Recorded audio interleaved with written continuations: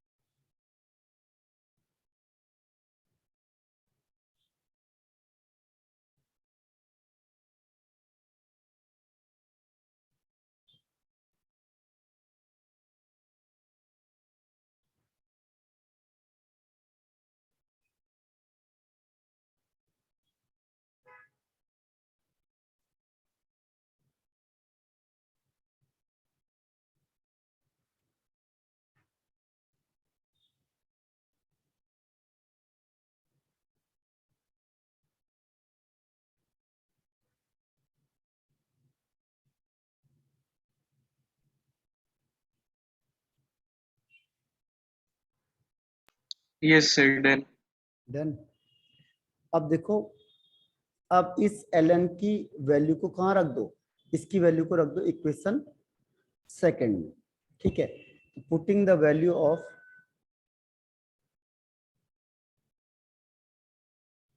Putting the value of i in equation second, equation second में रख देंगे। तो इक्वेशन सेकंड क्या है, minus ln a minus x is equal to के टी प्लस आई, आई की जगह पे क्या लिख दिया हम लोगों ने, आई की जगह पे रख दिया माइनस ln a। ठीक है, अब ये प्लस इंटू माइनस का क्या हो जाएगा, माइनस हो जाएगा। ठीक है, तो माइनस को इधर से इधर ले जाओ, के टी इज इक्वल टू हो जाएगा ln a, ये माइनस में था, इधर जाएगा तो प्लस में हो जाएगा, minus ln a minus x. ठीक है, अब अगर आपको ln को log में कन्वर्ट करना है तो कितना करना पड़ेगा, 2.303। पहले ln कर लो, a माइनस एक्स को अपॉन में ले जा सकते हो जाएगा a upon a minus x. ठीक है, और ये t भी अपॉन में जा सकता है, तो 1 अपॉन t हो जाएगा, k इज इक्वल टू, एक इक्वेशन ये बन गई आपका।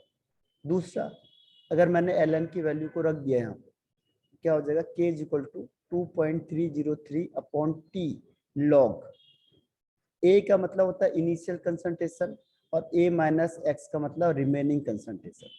तो ये आपका मेन फॉर्मूला होगा, जिसके बेस पे सारे न्यूमेरिकल क्वेश्चन होंगे। तो ये ध्यान रखना, इसमें a नॉट या a क्या है, इनिशियल कंसंट्रेशन शुरू में कितनी रही थी।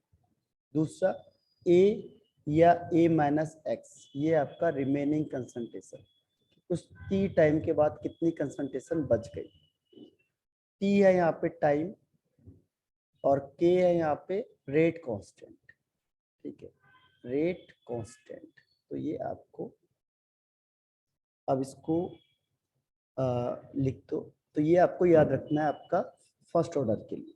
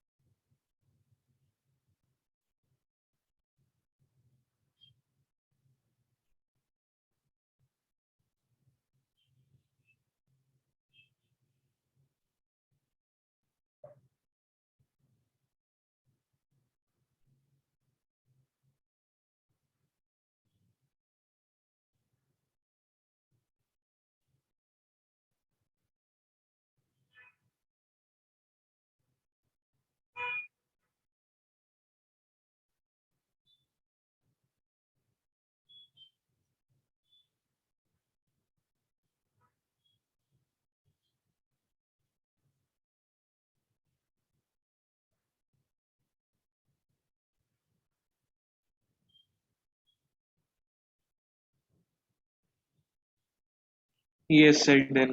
हो गया, तो एक ये हो गया आपका। अब आपका दूसरा आता है इसमें हाफ लाइफ पीरियड के लिए। Half life first order, half life for first order, half life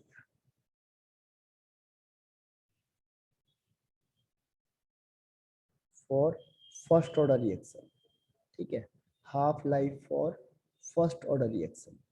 तो फर्स्ट ऑर्डर रिएक्शन इसके लिए हाफ लाइफ के लिए क्या करें, फर्स्ट ऑर्डर रिएक्शन। ठीक है, हाफ लाइफ का मतलब जब कोई आधी चीज रह जाएगी, तो इसी रिएक्शन को हम हाफ लाइफ में चेंज करेंगे। तो आपको पता है t is equal to t half हो जाता है, और जो रिमेनिंग कंसंट्रेशन होता है वो क्या होता है, इनिशियल का आधा हो जाता है। अब इसकी वैल्यू को पुट करते हैं यहाँ पे, k is equal to 2.303 upon t की जगह पे टी हाफ हो जाएगा, log initial concentration a naught, और रिमेनिंग क्या हो जाएगा, ए नॉट बाई 2 हो जाएगा।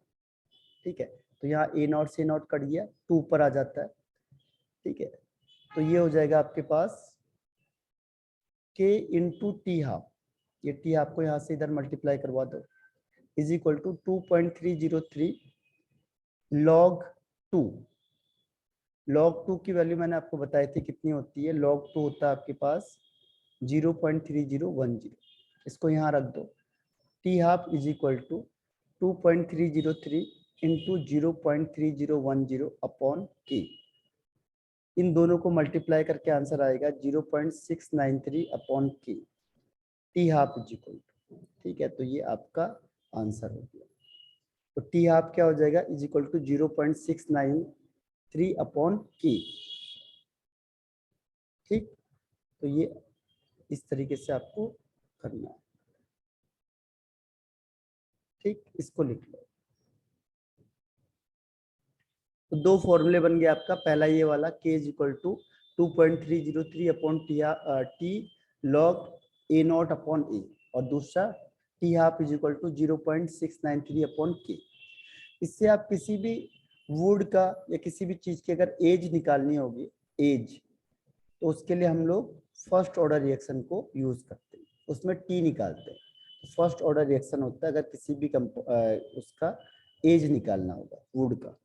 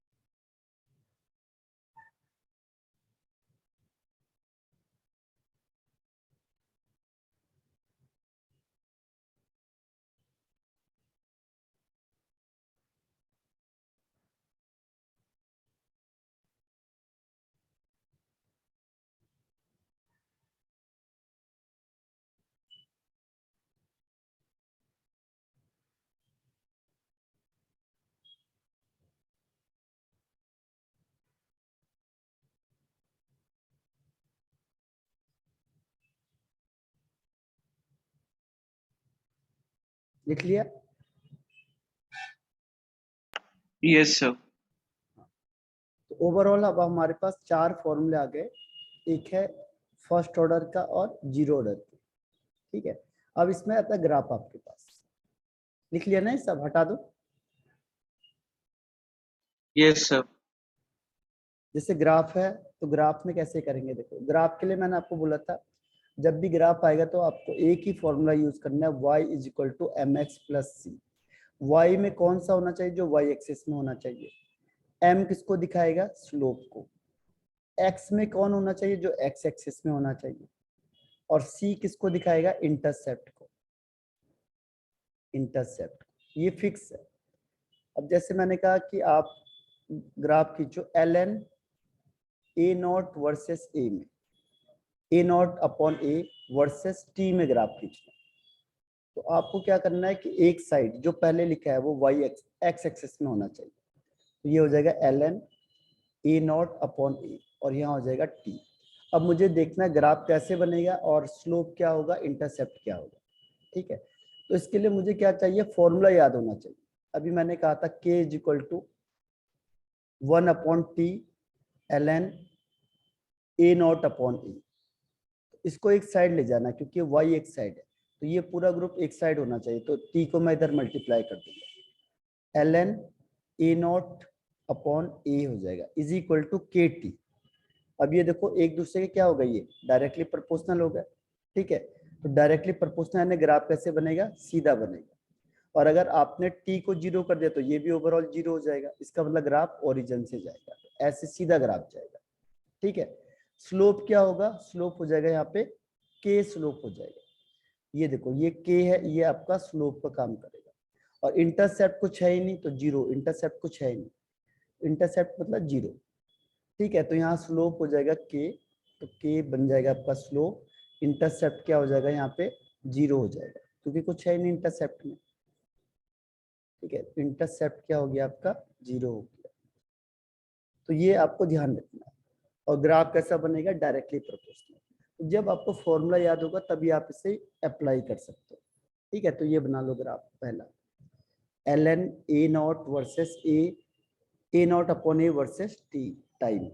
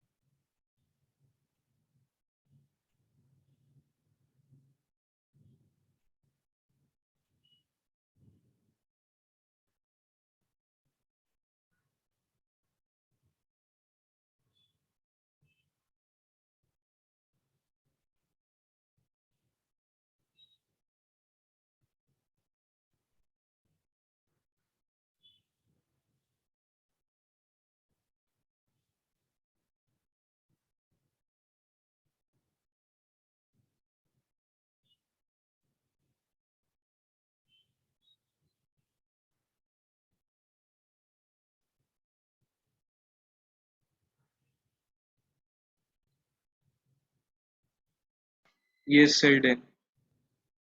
अब ऐसी और का निकालना, देखो अब निकालना है। अगर मैंने एल एन की जगह पे लॉग लगा दिया फिर क्या होगा, अगर यहाँ पे मैंने लिख दिया log A not versus a not upon A versus T, ठीक है। तो अब फिर इसके लिए लॉग वाला फॉर्मूला यूज करेंगे, यानी आपको इसके अकॉर्डिंग चेंज करना है। यहाँ पे हो जाएगा 2.303 upon T log A not upon A. अब इसको फिर एक साइड रखो तो क्या हो जाएगा, यहाँ पे log A not upon a is equal to, ये यहाँ मल्टीप्लाई हो जाएगा, ये अपॉन में चले जाएगा, तो ये हो जाएगा आपका के टी अपॉन 2.303। तो ये डायरेक्टली प्रोपोर्शनल होगा तो फिर ग्राफ सेम बनेगा डायरेक्टली प्रोपोर्शनल के लिए।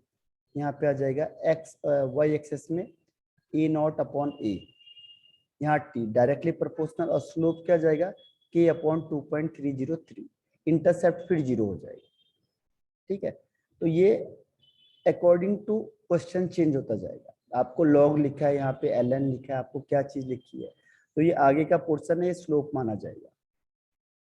ठीक है, तो इसमें ये वाला आंसर हो जाएगा।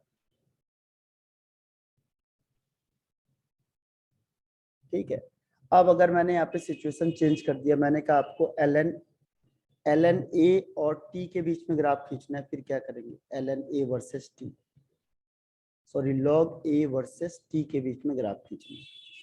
ठीक है, तो ये कैसा ग्राफ बनेगा, पहले इसका बना लो फिर इसका बनाएंगे।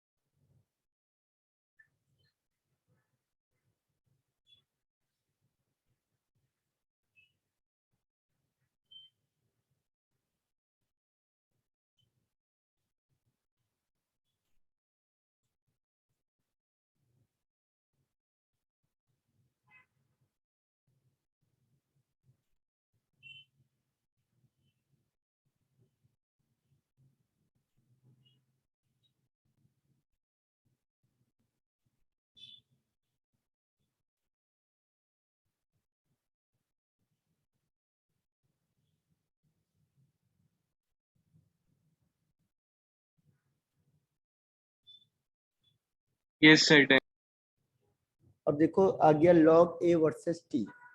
ठीक है, तो फिर क्या करोगे, मेन आपने क्वेश्चन को ध्यान देना है, फॉर्मूले को, k is equal to 2.303 upon T log A not upon A. अब आपको इसको एक्सटेंड करना पड़ेगा, क्योंकि हो जाएगा 3.303 log A not minus log A. जब भी अपॉन में होता है उसका मतलब क्या होता है, उसके बीच में माइनस साइन है। अब इसको यहाँ मल्टीप्लाई कर दो। ठीक है, इनको इसको ऊपर इसको नीचे मल्टीप्लाई कर दो, तो क्या आ जाएगा, यहाँ से आ जाएगा log A not minus log A. ठीक है, इज इक्वल टू के टी 2.303। ठीक है, अब मुझे ये पॉजिटिव में चाहिए लॉग ए, तो मैं क्या करूंगा, इसको इधर ले जाऊंगा, इसको इधर ले जाऊंगा, तो log a is equal to log A not minus k t upon 2.303। ठीक है, अब आपको बोला जाएगा कि इसके बीच में ग्राफ खींच के बताओ, तो यहाँ पे क्या हो जाएगा, लॉग ए और यहाँ पे टी। अब देखो लॉग ए और टी के बीच में क्या होगा, डायरेक्टली या इनवर्सली प्रोपोर्शनल। अब यहाँ साइन माइनस आ गया, तो माइनस का मतलब इनवर्सली प्रोपोर्शनल, तो ग्राफ ऐसे बनेगा। ठीक है, अब इसमें स्लोप क्या होगा, इसमें स्लोप हो जाएगा जो इसके आगे का दिख रहा है आपको, ये स्लोप हो जाएगा, तो स्लोप होगा माइनस के अपॉन 2.303। ठीक है, और इंटरसेप्ट क्या हो जाएगा, ये इंटरसेप्ट है, इंटरसेप्ट हो जाएगा लॉग ए नॉट। ठीक है, तो ऐसे आपको बोर्ड में क्वेश्चन पूछे हुए हैं, उसने 2-3 बार ऐसे क्वेश्चन आपके लॉग के, तो ये आपको तरीका याद होना चाहिए और फॉर्मूला याद होना चाहिए। तो इंटरसेप्ट क्या होगा, इंटरसेप्ट हो जाएगा इसमें लॉग ए नॉट, और स्लोप क्या होगा, स्लोप हो जाएगा इसमें माइनस के अपॉन 2.303। ठीक है, और कई बार वो पूछता है ऑर्डर क्या होगा, तो जब भी लॉग आ गया तो ध्यान रखना फर्स्ट ऑर्डर माना जाएगा, क्योंकि जीरो में लॉग है ही नहीं, तो फर्स्ट ऑर्डर रिएक्शन का। तो ये 3 इंफॉर्मेशन आपसे पूछ लेता है बोर्ड में, इसे लिख लो।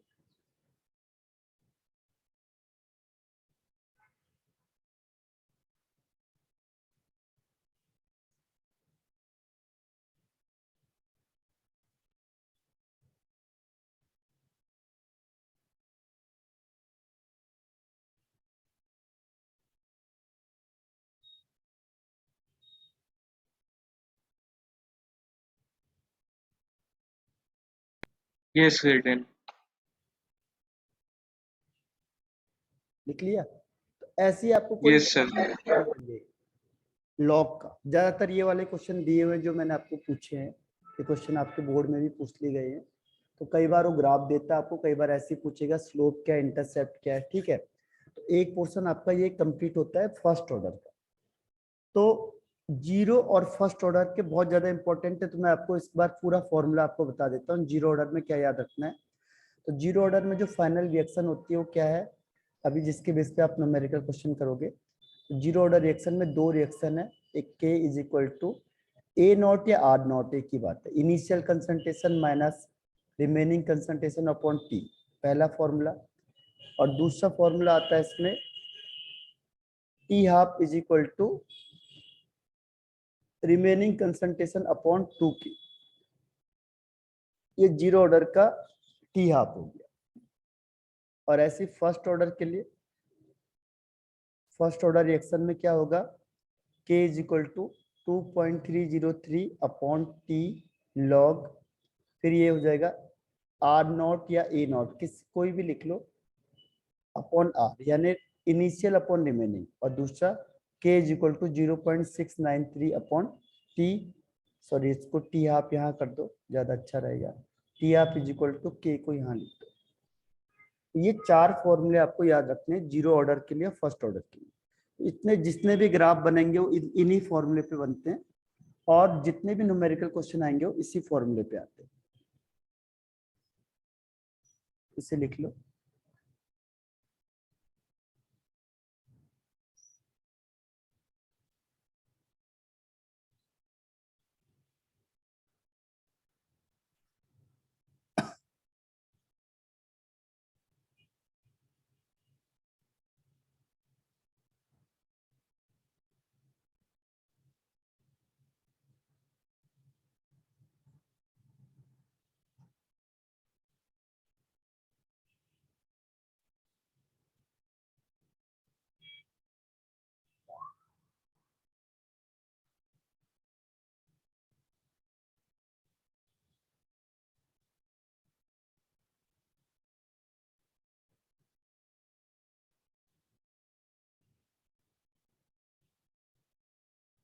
Yes, I did. डन, हाँ। अब देखो एक और आता है इसमें आपके पास, वो आता है कि first order reaction for vapour phase, ठीक है। फिर आपने अभी इसके न्यूमेरिकल क्वेश्चन करने हैं, क्योंकि इसमें न्यूमेरिकल की कोई प्रेफरेंस करते हैं। Numerical Okay, question sir. के लिए आपको एक और बता देता हूँ, ये आपका first order reaction for vapour phase. अगर वेपर फेज में होगा तो क्या होगा, first order of reaction vapour phase में, वेपर मतलब जब वो गैस फेज में होगा, ठीक है। तो गैस फेज का मतलब, जैसे मैंने कहा ये कोई चीज ए ले लिया आपने, गैस फेज में थी, और ये टूट जाएगी बी प्लस सी में, ठीक है, गैस में। गैस के लिए हम प्रेशर को यूज करते हैं, प्रेशर को। इनिशियल प्रेशर सपोज करो पी नॉट है, 0 0 स्टार्ट में, और इसका कुछ प्रेशर अब चेंज हो जाएगा आफ्टर टाइम टी, तो एक्स चेंज हो गया सपोज, ठीक है। तो ये किस टाइम पे हुआ, P T, after T time, ठीक है। तो यहाँ पे क्या होगा, टोटल प्रेशर कितना आ गया यहाँ पे, p t is equal to क्या हो जाएगा, P not minus x plus x plus x, x x cancel हो जाएगा, तो ये जाएगा पी नॉट प्लस एक्स। तो यहाँ से x की वैल्यू आप निकाल सकते हो, क्या आ जाएगी, P t minus p not, ठीक है। अब अभी मैंने आपको फर्स्ट ऑर्डर रिएक्शन बताई थी। फर्स्ट ऑर्डर रिएक्शन क्या होती है, k is equal to 2.303 upon T log, आपको बोला था इनिशियल कंसंट्रेशन, ठीक है, आप अपॉन रिमेनिंग कंसंट्रेशन। अब रिमेनिंग क्या होगा, रिमेनिंग होता है पी नॉट माइनस एक्स होता है, ठीक है। अब इसको यहाँ अप्लाई कर दो, यहाँ अप्लाई करेंगे तो क्या आ जाएगा, k is equal to 2.303 upon T log.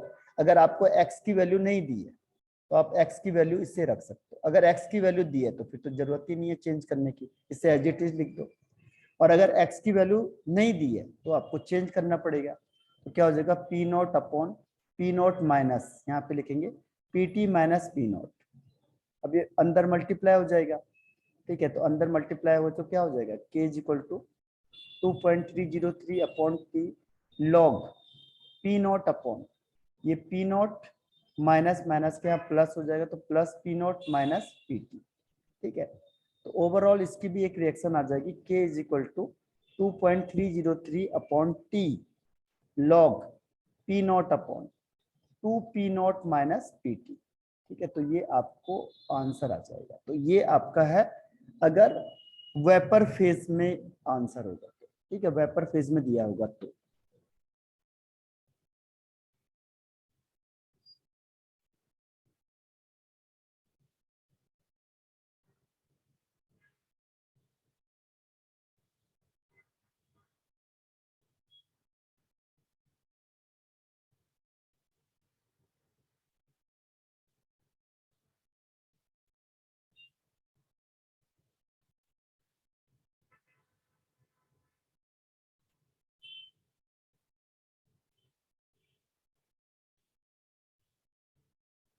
आया समझ में कि नहीं आया?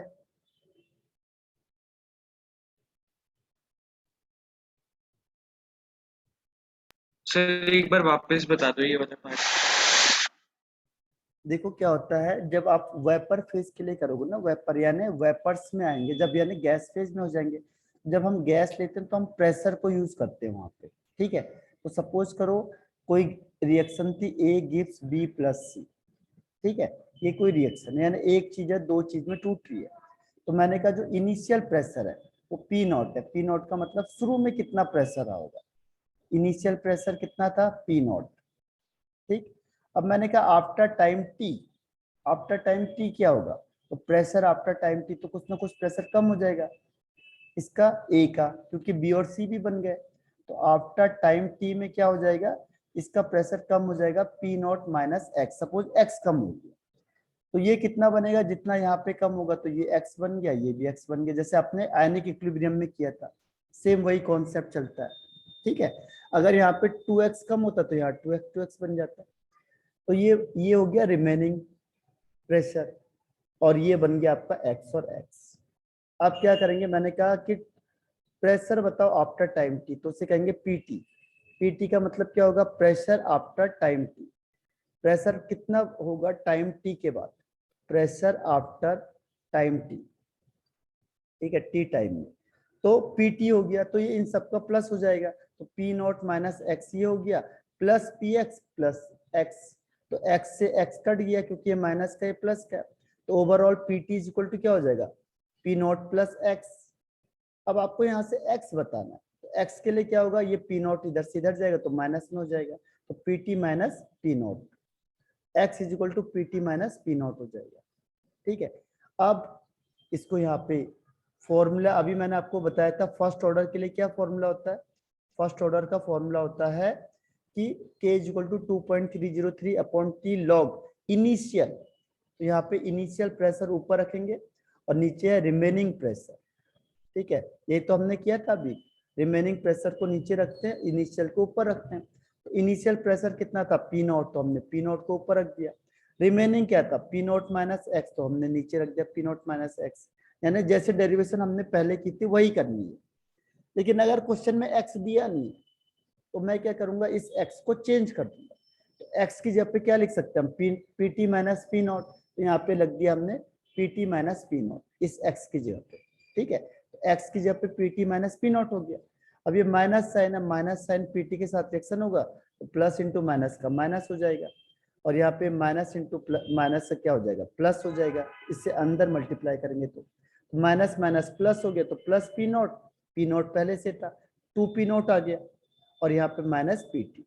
तो फाइनल इक्वेशन क्या हो जाएगी, k is equal to 2.303 upon t, ये तो पहले से ही था, लॉग पी नॉट भी पहले से ही था, अपॉन 2 पी नॉट। 2 क्यों, क्योंकि ये पी नॉट है, ये भी पी नॉट है, तो 1 + 1 2, 2 p not minus p T. आया समझ में? तो ये डेरिवेशन आ गई। अगर x आ गया यस तो सर। x आ गया तो डायरेक्ट x लिख दो, x नहीं आएगा पीटी आएगा तो आप पीटी के लिए ये वाला फॉर्मूला यूज करो। यानी जो फर्स्ट ऑर्डर हमने पहले किया था वही अप्लाई करना है। ठीक है, तो ये है first order okay sir. For vapour phase, derivation लिख लो इसकी।